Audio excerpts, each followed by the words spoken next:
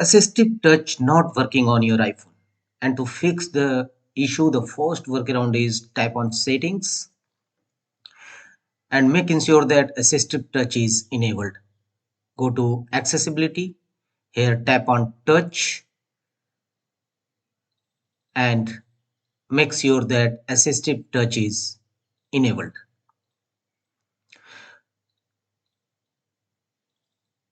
Once enable it. Thereafter, go to scroll down and idle capacity change by moving slider from more to low, change and check whether assistive touch on your iPhone is working or not. If not, go to the next fixes. Go back and tap on customize top level menu and reset it. Tap on reset.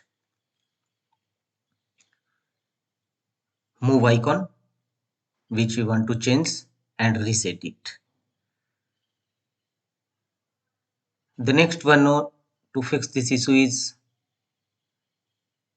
again go back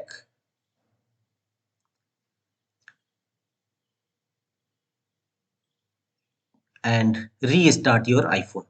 Simply shut down your iPhone and after some times restart it. Sometimes a simple restart can resolve major issues of your iPhone. The next workaround is tap on settings, go to general settings and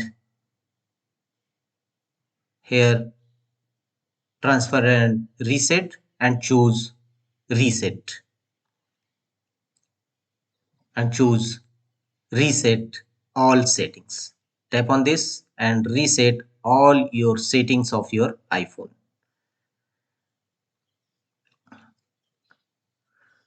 The next method is again go back